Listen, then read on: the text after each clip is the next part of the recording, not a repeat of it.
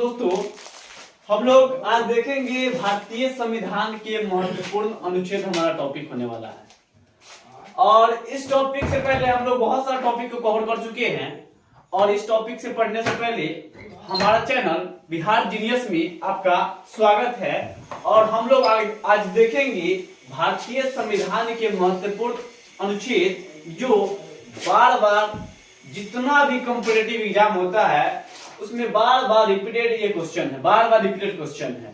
इसीलिए ये बहुत सारे बुक से मतलब कि क्या किया है, सिलेक्ट कर करके लाया गया है। ये आपका महत्वपूर्ण अनुच्छेद जो कि डायरेक्ट एग्जाम में पूछे गए ये सब प्रश्न है। ठीक है, तो हम लोग देखेंगे एक एक करके प्रत्येक अनुच्छेद को। ठीक है, तो हम लोग देखिए इसमें कह रहा है क्या कि भारतीय संविधान के महत्वपूर्ण अनुच्छेद के तहत जानते हैं कि भारतीय संविधान में 22 भाग था, 12 अनुसूचियां हैं और 395 उस समय मूल रूप से 395 अनुच्छेद है, अभी 470 प्लस अनुच्छेद है। ठीक है, तो यहाँ पे देखिएगा अब इसमें कह रहा है कि अनुच्छेद 1 में क्या है। तो अनुच्छेद 1 में है भारत राज्यों का संघ है। भारत जो है राज्यों का संघ है। तो देखिए हमारा भारत जो है वो राज्यों का संघ है। हमारा भारत देखिए मान के कि हमारा भारत में कितना राज्य है, 28 राज्य है। तो 28 राज्य ये अधिकार राज्य के पास नहीं है कि राज्य चाहे तो अपना देश बना सकता है, ये हमारा संविधान में कहीं नहीं दिया गया है। तो वही हमारा 28 राज्य मिलकर एक देश बना हुआ है। इसीलिए अनुच्छेद 1 में कहा गया है भारत राज्यों का संघ है। फिर 2 में कहा गया है नए राज्य का प्रवेश अथवा स्थापना।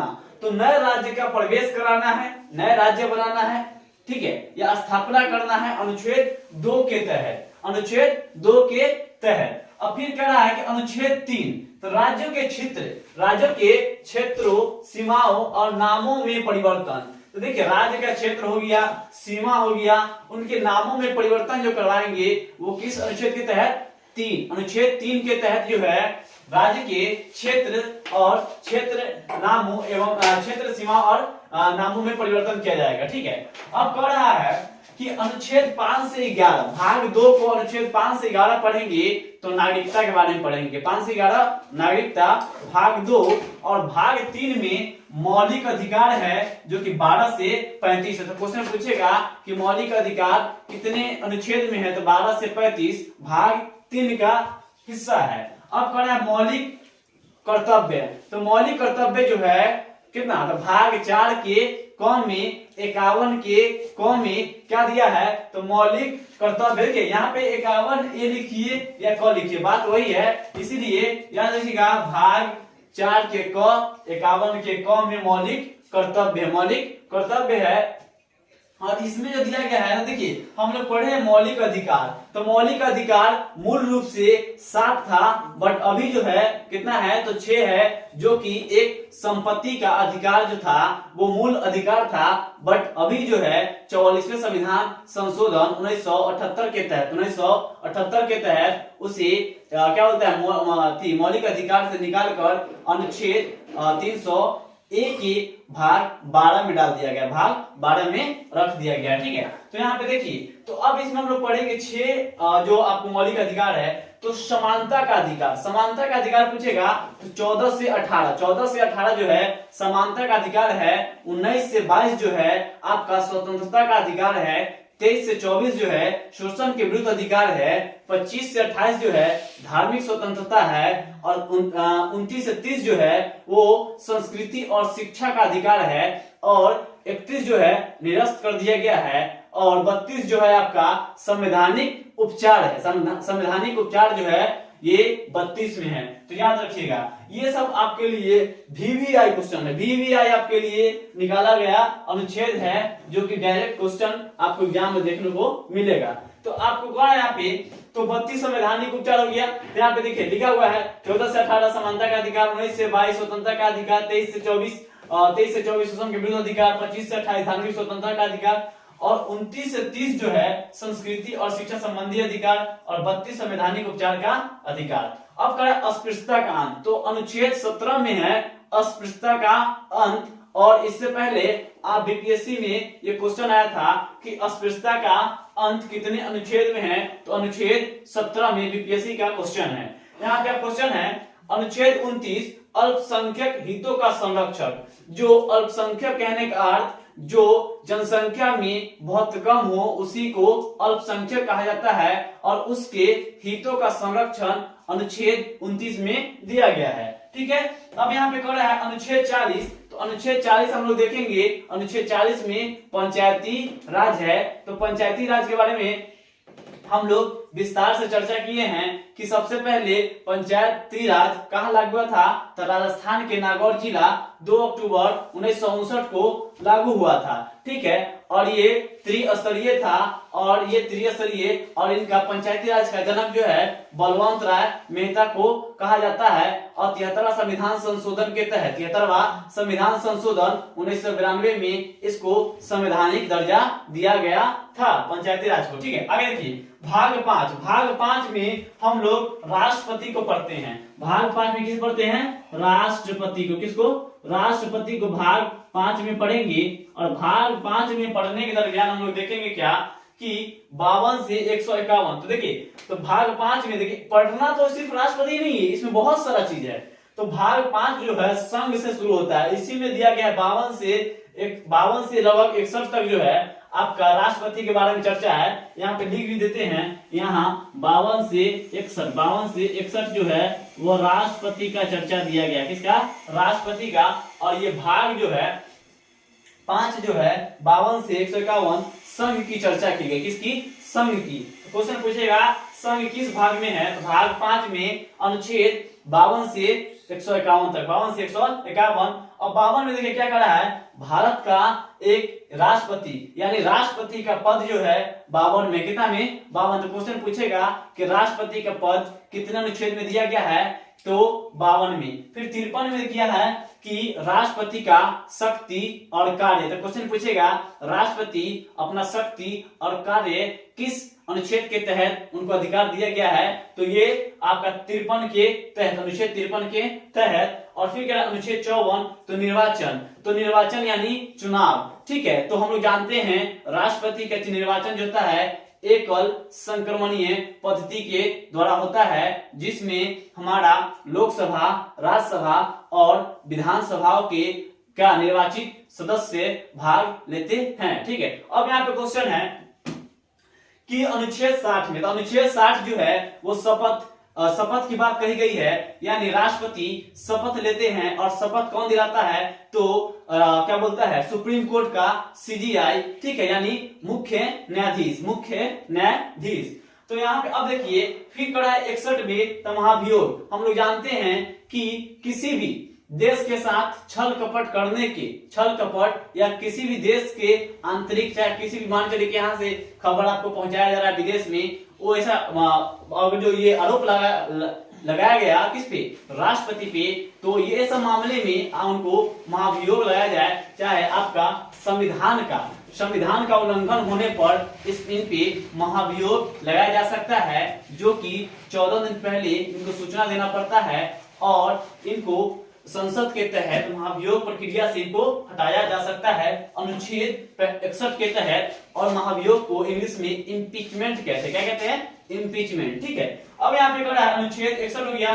72 में क्षमादान है। तो क्वेश्चन पूछेगा कि राष्ट्रपति किसी भी व्यक्ति को क्षमादान किस अनुच्छेद के तहत दिया जा सकता है? तो अनुच्छेद 72 के तहत, अनुच्छेद 72 के तहत। फिर क्वेश्चन पूछेगा कि अनुच्छेद 123 के तहत, याद रखिएगा अनुच्छेद 123 के तहत अध्यादेश जारी करता है। क्या करता है? अध्यादेश। क्वेश्चन पूछेगा राष्ट्रपति अध्यादेश जारी किस अनुच्छेद के तहत करता है? तो अनुच्छेद 123 के तहत अध्यादेश जारी करता है। फिर क्वेश्चन पूछेगा कि अनुच्छेद 143 में क्या है? तो एससी से सलाह, यानी राष्ट्रपति चाहेगा तो सुप्रीम कोर्ट से सलाह ले सकता है अनुच्छेद 143 के तहत, 143 के तहत। तो याद रखिएगा क्वेश्चन डायरेक्ट यहां से पूछेगा कि एससी से सलाह राष्ट्रपति किस अनुच्छेद के तहत लेगा? तो 143 के तहत। अब हम लोग आते हैं प्रधानमंत्री के बारे में। देखिए हमारे देश में ना तो मुख्यमंत्री की चुनाव होता है और ना ही प्रधानमंत्री की चुनाव होता है, सिर्फ और सिर्फ उनका ये नियुक्ति होता है। किनका, तो मुख्यमंत्री और प्रधानमंत्री की नियुक्ति की जाती है। देखिए ये होता क्या है कि जैसे हमारे देश में सांसद का चुनाव होता है, सांसद जो होता है वो अपने दल में एक क्या बोलता है, तो बहुमत दल का नेता चुना जाता है, बहुमत दल का नेता सर्वसम्मति से चुना जाता है, जो सभी सांसद मिलकर चुनते हैं और उन्हीं को एक नेता के रूप में यानी प्रधानमंत्री के रूप में चुन लिया जाता है और इनकी शपथ जो है वो राष्ट्रपति दिलाते हैं। ठीक है, अब यहां से क्वेश्चन देखिएगा, अनुच्छेद 74 में कहा रहा है मंत्रिमंडल, यानी हम लोग जानते हैं मंत्रिमंडल का प्रमुख जो होते हैं वो प्रधानमंत्री होते हैं। जिस दिन मंत्रिमंडल गिर जाएगा उस दिन प्रधानमंत्री क्या होगा, इस देश से मतलब जो इसका सरकार चल रहा है वो सरकार खत्म हो जाएगी। तो मंत्रिमंडल का मुख्य जो होते हैं वो प्रधानमंत्री होते हैं और मंत्रिमंडल जो है अनुच्छेद 74 में दिया गया है। और मंत्रिमंडल में 3 प्रकार के मंत्रिमंडल होते हैं, जो कि कैबिनेट मिनिस्टर होते हैं और राज्य मंत्री होते हैं और एक उप मंत्री होते हैं। ठीक है, तो यहाँ पे अनुच्छेद 75 देखेगा, 75 कह रहा है शक्ति और कार्य। तो शक्ति और कार्य जो है प्रधानमंत्री का वो अनुच्छेद 75 में दिया गया है। फिर क्वेश्चन कर रहा है अनुच्छेद 76 महान्यायवादी, महान्यायवादी तब पूछेगा कि महान्यायवादी की नियुक्ति कौन करता है, तो राष्ट्रपति अनुच्छेद 76 के तहत। अब देखिए यहाँ पे संसद, तो संसद के बारे में हम लोग पढ़ेंगे। संसद जो है 79, 80, 81, तो हम लोग जानते हैं हमारा संसद जो कंप्लीट रूप होता है वो लोकसभा, राज्यसभा और राष्ट्रपति से संसद का निर्माण होता है। और यहाँ पे देखिएगा अनुच्छेद 79 में जो है संसद है, 80 में लोकसभा, 81 में राज्यसभा, लोकसभा को निम्न सदन, राज्यसभा को क्या, तो उच्च सदन, राज्यसभा को ये क्या मतलब उच्च स्तरीय बुलाता है, इनको निम्न स्तरीय लोकसभा को बुलाता है। अब बुलाता है 153 में राज्यपाल का पद, राज्यपाल का पद कोई पूछेगा कि बताइए राज्यपाल का पद कितने अनुच्छेद में दिया गया है, 153 में दिया गया है। अब 154 में तो राज्यपाल की शक्ति और कार्य, राज्यपाल की पूछेगा कि राज्यपाल की शक्ति और कार्य किस अनुच्छेद के तहत दिया गया है, 154 के तहत। और 155 में क्या है, इनकी निर्वाचन और जानते हैं कि राज्यपाल की नियुक्ति जो होता है राष्ट्रपति के द्वारा किया जाता है। ठीक है, याद रखिएगा। यहाँ पे कहा गया है अनुच्छेद 63 में उपराष्ट्रपति का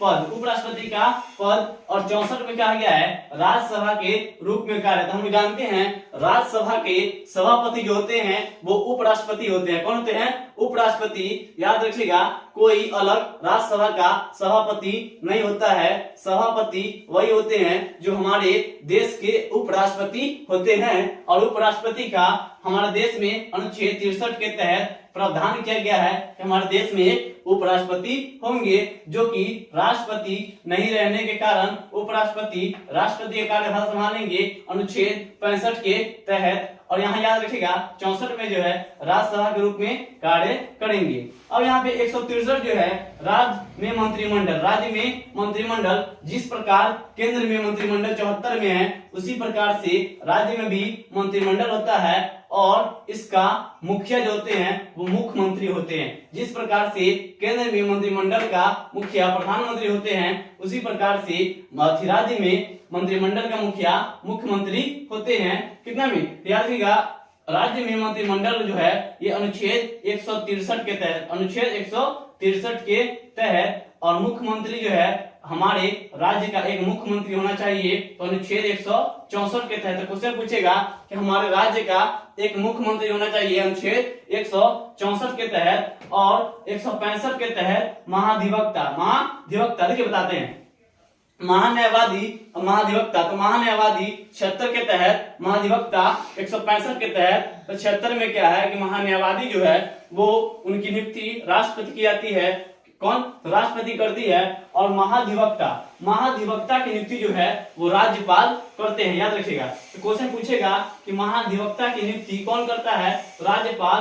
अनुच्छेद 165 के तहत और अनुच्छेद 168 में विधानमंडल है। तो क्वेश्चन पूछेगा कि विधानमंडल की प्रक्रिया यानी विधानमंडल की संरचना और गठन जो है किस अनुच्छेद में दिया गया है, तो यह दिया गया है आपका अनुच्छेद 168 के तहत, अनुच्छेद 168 के तहत। और विधान परिषद, तो विधान परिषद 175 के तहत। याद रखिएगा किसी भी राज्य में विधान परिषद होगा 175 के तहत, यानी अनुच्छेद 175 के तहत किसी भी राज्य में विधान परिषद होगा। और विधान परिषद होने के लिए क्या, तो संसद से पास कराना पड़ता है, यानी हमारे भारत में सभी जगह विधान परिषद नहीं है। ठीक है, याद रखिएगा।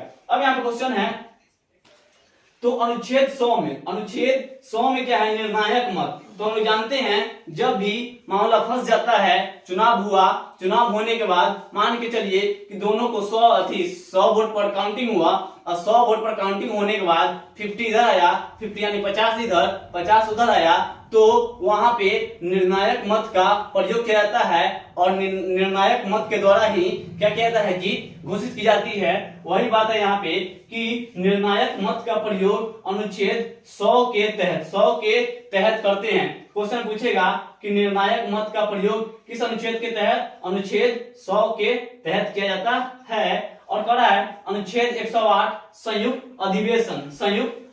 तो क्वेश्चन पूछेगा कि संयुक्त अधिवेशन की अध्यक्षता कौन करता है, तो ये लोकसभा के अध्यक्ष करते हैं। और संयुक्त अधिवेशन की बैठक कौन बुलाता है, तो राष्ट्रपति बुलाते हैं। अब यहाँ पे कह रहा है कि 112 में क्या है, बजट। 112 में बजट, तो हमारे देश में प्रत्येक साल हमारे देश के लिए बजट बनते हैं, शिक्षा के मामले में, स्वास्थ्य के मामले में, रोजगार के मामले में, यानी जितना भी चीज है उसके मामले में क्या होता है कि बजट बनाया जाता है। जो कि अभी जो बजट यानी माननीय वित्त मंत्री जो है वो कौन है, निर्मला सीतारमण। यहाँ पे क्वेश्चन है अनुच्छेद 124 एससी का गठन। एससी यानी सुप्रीम कोर्ट का गठन जो है 124 के तहत, यानी अनुच्छेद 124 के तहत सुप्रीम कोर्ट का गठन किया गया है, जो कि भारत का सर्वोच्च न्यायालय सुप्रीम कोर्ट है। ठीक है, अब यहाँ पे क्वेश्चन है 131 के तहत, अनुच्छेद 131 के तहत एससी का अधिकार यानी सुप्रीम कोर्ट का क्या क्या अधिकार है, उसका जो अनुच्छेद दिया गया है 131 में जो है अनुच्छेद 131 एससी का अधिकार यानी सुप्रीम कोर्ट का अधिकार। अब क्वेश्चन है अनुच्छेद 148 सीएजी की नियुक्ति। तो देखिए सीएजी जो होता है वो क्या करता है, तो महालेखा होता है। क्या होता है, महालेखा, यानी सुप्रीम कोर्ट का जितना भी कार्य होता है वो कौन देखता है, तो ये देखता है आपको सीएजी। कौन है, सीएजी। ठीक है, यहाँ सरकार का भी जितना भी कार्य होता है ये सब कौन देखता है, सीएजी। अब क्वेश्चन कर रहा है कि 214 के तहत जिस प्रकार 124, याद रखिएगा 124 को इधर उधर कीजिएगा यानी लेटर को एक्सचेंज कीजिएगा तो 214 बनता है। और जिस प्रकार से 124 एससी का गठन है उसी प्रकार 214 में राज्य के लिए हाई कोर्ट का गठन किया गया है, हाई कोर्ट का गठन। और हम लोग जानते हैं हमारे भारत देश में लगभग 25 हाई कोर्ट की संख्या है, जो कि सबसे बड़ा भारत का हाई कोर्ट जो है इलाहाबाद हाई कोर्ट, जो कि उत्तर प्रदेश में है। अब यहाँ पे देखिएगा तो 148 में सीएजी की नियुक्ति, 214 में राज्य के लिए एक हाई कोर्ट होना चाहिए, और अनुच्छेद 216 में हाई कोर्ट का गठन, हाई कोर्ट का देखिए राज्य के लिए पूछेगा हाई कोर्ट 214, गठन पूछेगा 216, कंफ्यूज नहीं हो जाएगा। यहाँ पे दिया गया है डायरेक्ट एससी में पूछेगा 124, नीचे पूछेगा राज्य के लिए तो आपको कितना, तो 214 और गठन 216। ठीक है, 216। अब कर रहा है अनुच्छेद 249। तो अनुच्छेद 249 में क्या है, राज्य सूची पर कानून बनाने का अधिकार। तो हम लोग पढ़े हैं कि सूची जो है 7वीं यानी अनुसूची 7 का भाग है। सूची जो है अनुसूची 7 जो है सूची का भाग है, और सूची बनाने का अधिकार जो है, सूची बनाना यानी कितने प्रकार का सूची है, 3 प्रकार, संघ सूची, राज्य सूची और संवर्धित सूची। यानी संघ सूची में केंद्र सरकार कानून बनाता है, राज्य सूची में राज्य सरकार और संवर्धित सूची में राज्य सरकार और केंद्र सरकार दोनों मिलकर कानून बनाते हैं। ठीक है, तो यहाँ पे याद रखिएगा पूछेगा कि 249 के तहत, यानी पूछेगा कि 249 में क्या कहा गया है, तो राज्य सूची पर कानून बनाने का अधिकार दिया गया है। यानी राज्य सूची पर कानून बनाने का अधिकार जो है 249 के तहत दिया गया है। अब क्वेश्चन है 250, आपातकाल के दौरान, यानी मान चलिए कि आपातकाल शुरू हो गया राज्य में, तो उस समय राज्य सूची पर कानून बनाने का अधिकार जो है वो 250 देता है, 250 देता है, अनुच्छेद 250। ठीक है, अब अनुच्छेद 262 जो है नदी जल विवाद पूछेगा कि भारत में जो नदी जल विवाद है वो किस अनुच्छेद के तहत दिया गया है, तो अनुच्छेद 262 के तहत, अनुच्छेद 262 के तहत। फिर क्वेश्चन है अनुच्छेद 263 में क्या है, तो 263 में अंतरराज्यीय परिषद दिया गया है। तो क्वेश्चन पूछेगा, बताइए अंतरराज्यीय परिषद किस अनुच्छेद में दिया गया है, तो 263 के तहत नदी जल विवाद 262, अंतरराज्यीय परिषद 263। फिर क्वेश्चन आता है 280 में वित्त आयोग, 280 में वित्त आयोग। क्वेश्चन पूछेगा कि वित्त आयोग का प्रावधान किस अनुच्छेद में किया गया है, तो 280। और यही में वित्त मंत्री जो है निर्मला सीतारमण जो है वही बजट को पेश करते हैं। ठीक है, प्रत्येक साल याद रखिएगा। तो यहाँ पे 280 में जो है वित्त आयोग, 280 में अनुच्छेद 280 में वित्त आयोग। अब फिर करें 312 जो है आपका अखिल भारतीय यानी जितना भी हमारा बड़ा पोस्ट जो होता है, पोस्ट कहने का जो सामाजिक तौर पे कार्य करने वाले जो संगठन है IAS IPS, वो उनका जो दिया गया है अनुच्छेद 312 के तहत, उनको जो सृजन का अधिकार जो दिया गया है वो 312 के तहत अखिल भारतीय सेवा। और 315 में संघ एवं राज्य के लिए लोक सेवा आयोग। तो क्वेश्चन पूछेगा कि संघ एवं राज्य के लिए लोक सेवा आयोग अनुच्छेद 315 में दिया गया। क्वेश्चन पूछेगा कि राज्य एवं लोक सेवा आयोग के लिए यानी संघ एवं राज्य के लिए लोक सेवा आयोग जो दिया गया 315 में। निर्वाचन आयोग 324, क्वेश्चन है ये तीनों बहुत इंपॉर्टेंट है। अखिल भारतीय 12, संघ एवं राज्य के लिए लोक सेवा आयोग 315, 324 में क्या है निर्वाचन आयोग, 324 निर्वाचन आयोग, 343 हिंदी लिपि देवनागरी। तो क्वेश्चन पूछेगा कि हिंदी लिपि देवनागरी जो है किस अनुच्छेद में दिया गया है, तो 343 में। 368 में क्या है संशोधन, 368 संशोधन यानी संविधान में जो संविधान संशोधन किया गया, यानी लगभग पहला जो था वो क्या बोलते हैं कितना था, हाँ 42वां संविधान संशोधन 1976, 42वां संविधान संशोधन 1976 में 3 भाषा को जोड़ा गया था, जो कि कौन था, तो ये सामाजिक धर्मनिरपेक्ष और एक था सामाजिक धर्मनिरपेक्ष और अखंडता। ठीक है, ये आपका जोड़ा गया था। और उसमें जो है स्वर्ण सिंह समिति के सिफारिश पे। अब यहाँ पे क्वेश्चन है संशोधन हो गया 368 के तहत संशोधन की प्रक्रिया हो गई। फिर कह रहा है कि अब यहाँ पे देखिए आपातकाल आता है। आपात जो है देखिए 3 प्रकार के हैं, 52, 56, 60। क्वेश्चन पूछेगा कि बताइए आपातकाल कितने अनुच्छेद में दिया गया है, तो अनुच्छेद 352, 56, 60। तो राष्ट्रीय आपातकाल 3 बार लग चुका है, जो कि युद्ध के दौरान ये 1962, 1971 और 1975 में। तो पूछेगा कि आपातकाल राष्ट्रीय आपातकाल कितने बार लगा है, 3 बार। कितने बार, 3 बार। तो 3 बार में जो लगा 1962, 71, 75, 71 और उसको 62, 71 और 75। तो राष्ट्रीय आपातकाल कितना 62, 71, 75। और फिर पूछेगा 356 में क्या है, तो राष्ट्रपति शासन। और 360 में वित्तीय आपात जो कि भारत में अभी एक बार भी नहीं लगा है। ठीक है, न भगवान करे कि आगे लगे। याद रखिएगा, जिस देश में वित्तीय आपात लग जाता है समझिए उस देश का हाल महा बुरा हाल हो जाता है। तो 360 में जो है वित्तीय आपात। तो दोस्तों हम लोग आज देख चुके हैं महत्वपूर्ण यानी भारतीय संविधान के महत्वपूर्ण अनुच्छेद, और हमारा अनुच्छेद इस टॉपिक जो है आज समाप्त हुआ। ठीक है, और इस वीडियो के माध्यम से आपको यह अनुच्छेद मुझे आशा है कि आपको समझ में आया होगा और याद होगा। ठीक है, तो हम लोग चलते हैं। ठीक है, तो नेक्स्ट वीडियो आएगा तो तो इस वीडियो को लाइक शेयर सब्सक्राइब जरूर करें और कमेंट करें ये वीडियो कैसा लगा। जय हिंद।